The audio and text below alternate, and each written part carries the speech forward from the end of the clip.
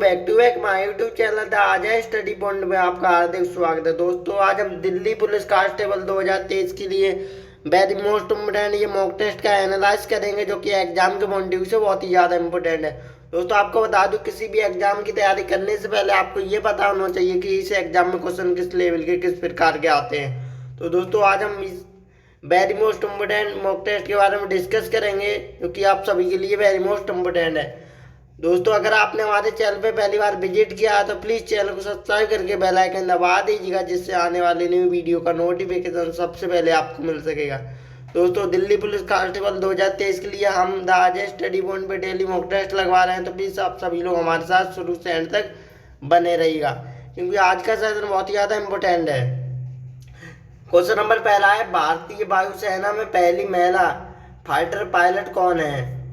जो भारतीय वायुसेना में पहली महिला भारतीय फाइटर पायलट कौन है? तो ये अवनी चतुर्वेदी। कौन सी? अवनी चतुर्वेदी, यानी कि ऑप्शन सी इसका करेक्ट आंसर हो जाएगा।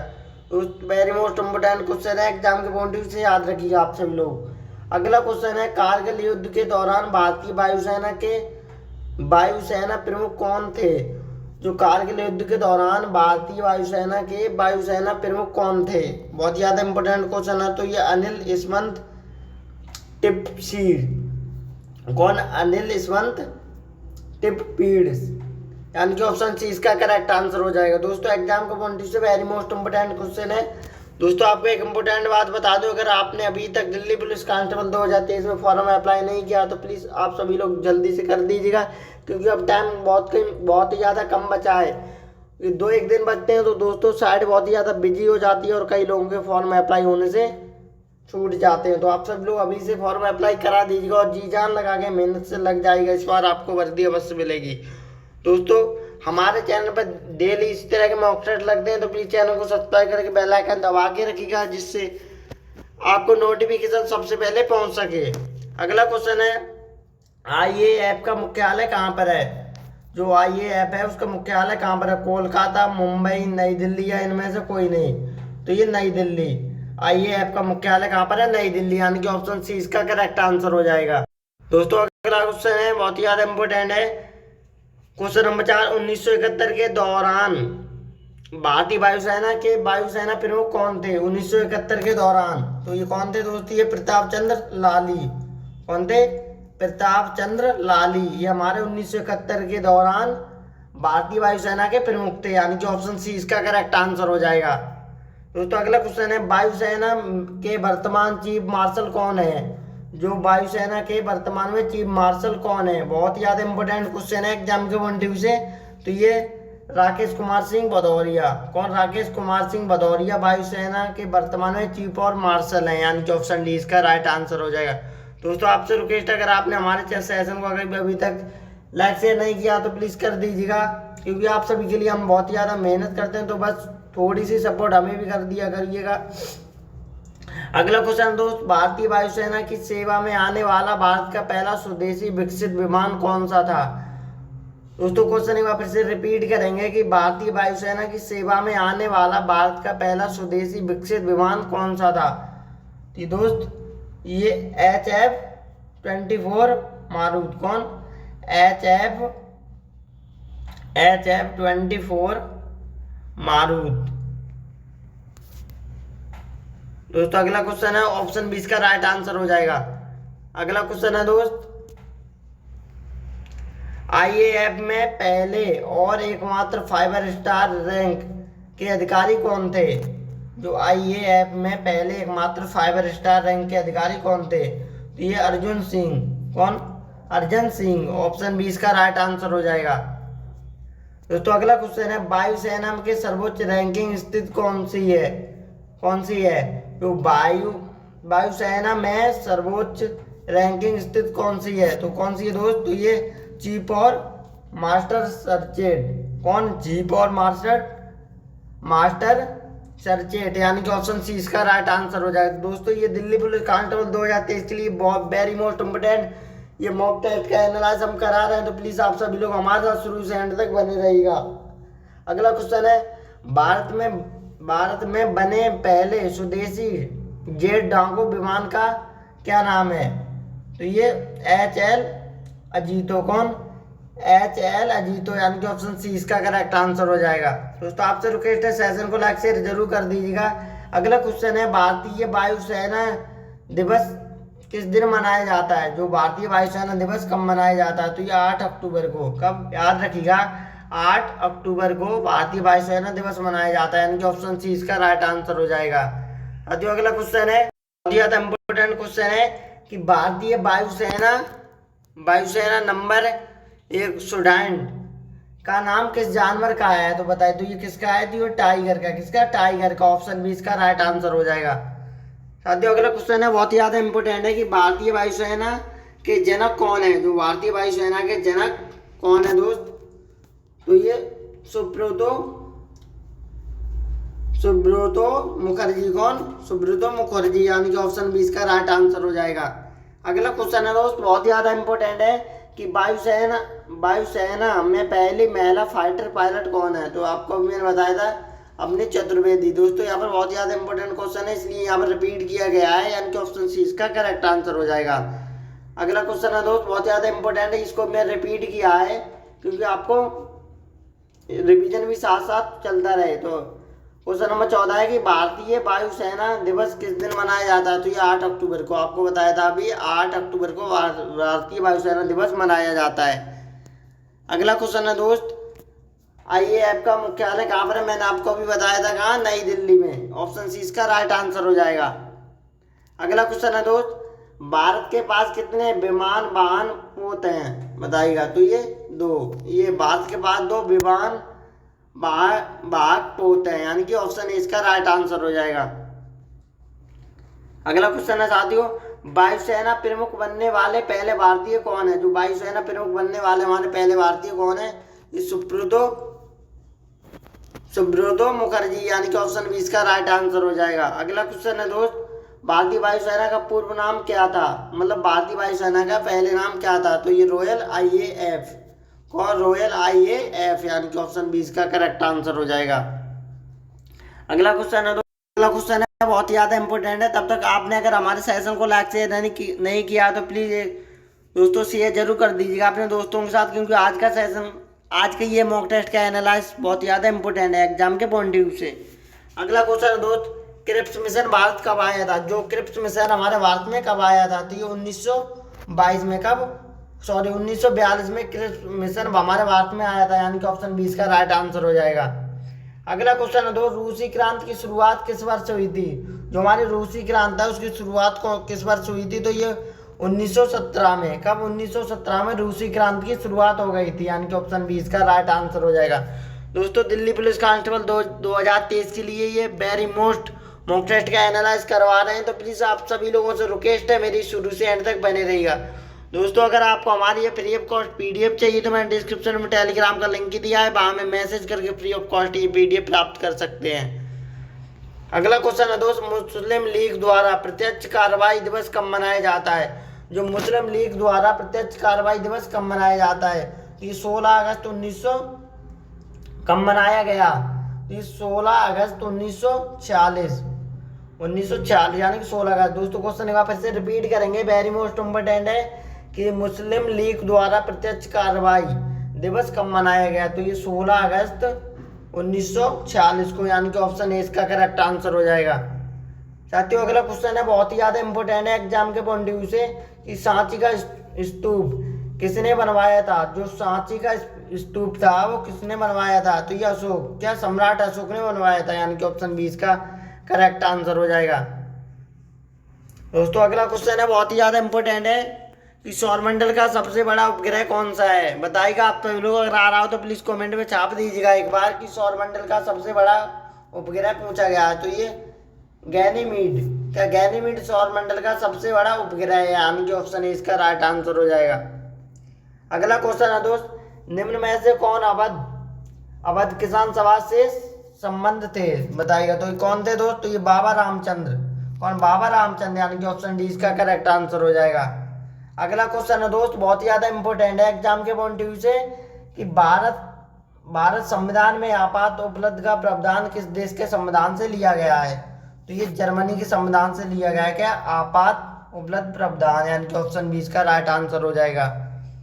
अगला क्वेश्चन दोस्तों, सदाकत आश्रम किस राजनेता से संबंधित है? जो सदाकत आश्रम है वो कौन से राजनेता से संबंधित है? ऑप्शन ए है जवाहरलाल नेहरू, ऑप्शन बी है सुभाष चंद्र बोस, और ऑप्शन सी है महात्मा गांधी, और ऑप्शन डी है राजेंद्र प्रसाद।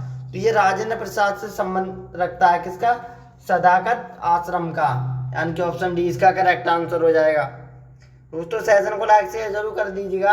अगला क्वेश्चन है, भगवान बुद्ध ने अपना पहला उपदेश कहाँ पर दिया था? दोस्तों ऑल गवर्नमेंट फॉर एग्जाम के लिए वेरी मोस्ट इंपोर्टेंट क्वेश्चन है, याद रखिएगा आप सभी लोग।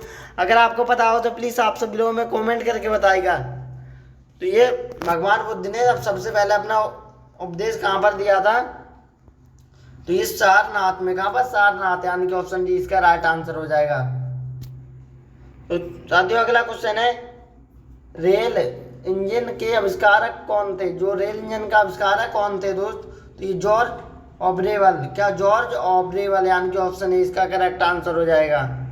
दोस्तों अगला क्वेश्चन है, बहुत ही ज्यादा इंपॉर्टेंट है, एग्जाम के पॉइंट ऑफ व्यू से आपसे रिक्वेस्ट है दोस्त आप सभी लोग शुरू से एंड तक बने रहिएगा, क्योंकि लास्ट में दोस्तों एक ऐसी ट्रिक बताऊंगा जिससे एग्जाम आपका 100% क्वालिफाई होगा।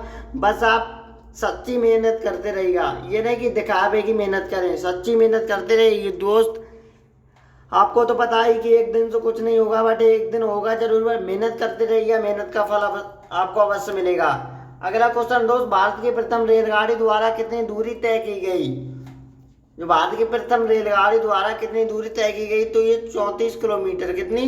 34 किलोमीटर, यानी कि 34 किलोमीटर। भारत की जब पहली प्रथम रेलगाड़ी चली थी तो उन्होंने अपनी फर्स्ट दूरी तय की थी इसने। कितनी? 34 किलोमीटर, यानी कि ऑप्शन ए 20 का करेक्ट आंसर हो जाएगा।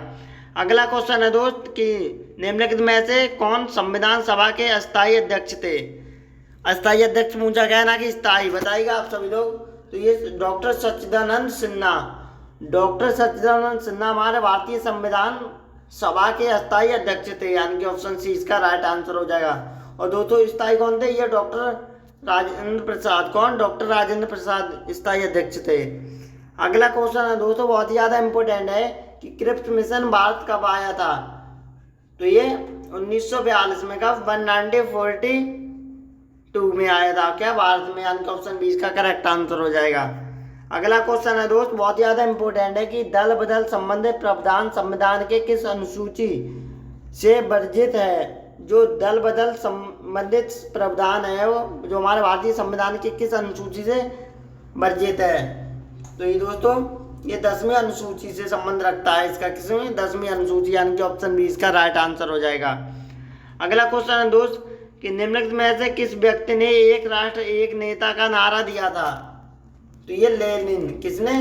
लेनिन, यानी कि ऑप्शन सी इसका राइट आंसर हो जाएगा।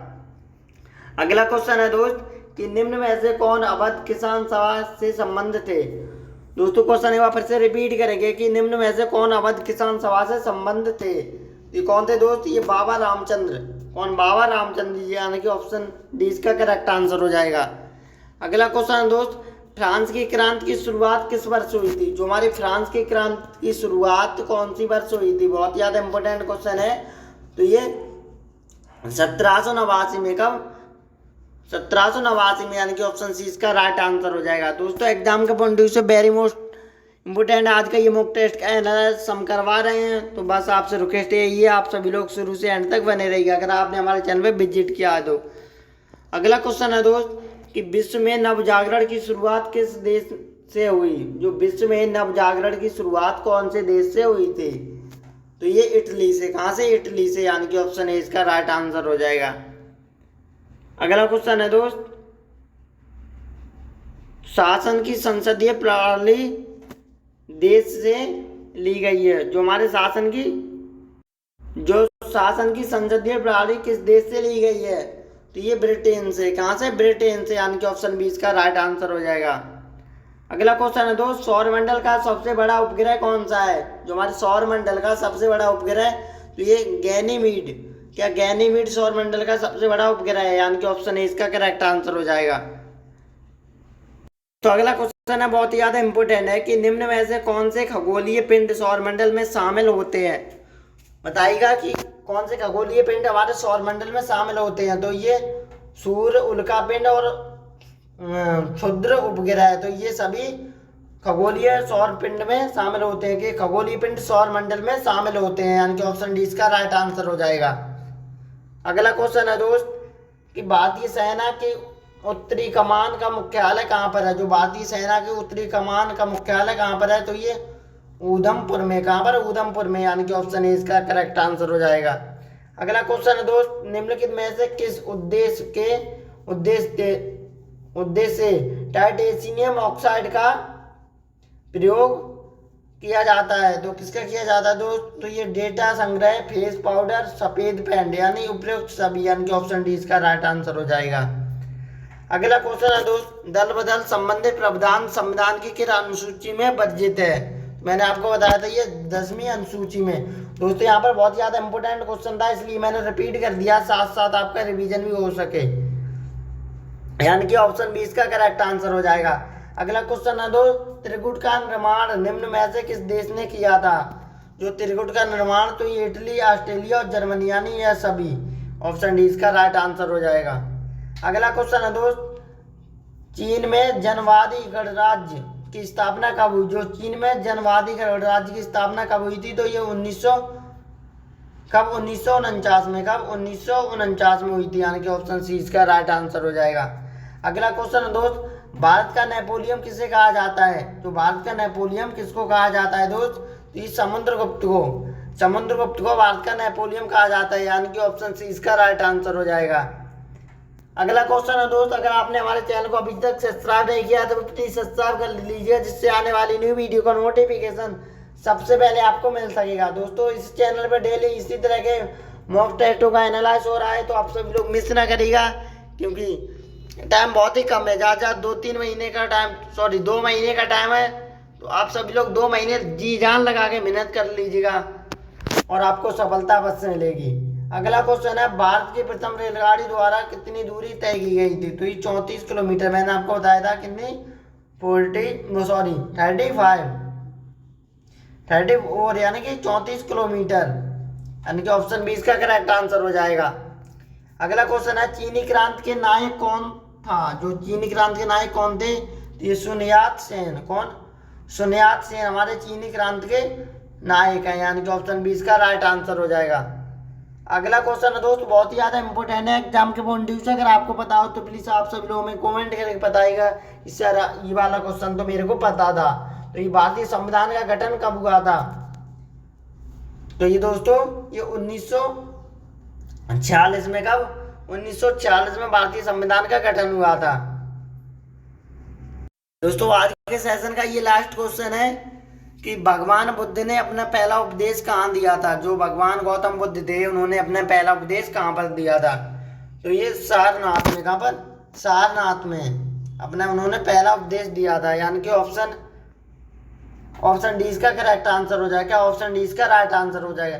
दोस्तों अगर आपको हमारा ये सेशन अच्छा लगा हो तो प्लीज़ अपने दोस्तों के साथ जरूर शेयर कर दीजिएगा और हमें कमेंट करके बताइएगा आपको हमारा ये सेशन कैसा लगा है। क्योंकि दोस्तों आज के ये मॉक टेस्ट का मैंने एनालाइज इसलिए करवाया था जो कि एग्जाम के पॉइंट ऑफ व्यू से बहुत ज़्यादा इंपॉर्टेंट है। दोस्तों आज के ये मॉक टेस्ट में मैंने ऑल सभी मोस्ट रिपीटेड क्वेश्चनों को रखा था जो कि कई बार एग्जाम में पूछे जा चुके हैं। तो अगर आपको हमारी ये फ्री ऑफ कॉस्ट PDF चाहिए तो मैंने डिस्क्रिप्शन में टेलीग्राम का लिंक दिया है, वहाँ में मैसेज करके फ्री ऑफ कॉस्ट PDF प्राप्त कर सकते हैं। दोस्तों अगर आपने हमारे चैनल पे पहली बार विजिट किया था तो प्लीज़ चैनल को सब्सक्राइब जरूर कर लीजिएगा इसी तरह के मॉक टेस्ट लगाने के लिए। दोस्तों मिलते हैं एक नई वीडियो में, तब तक के लिए जय हिंद, वंदे मातरम।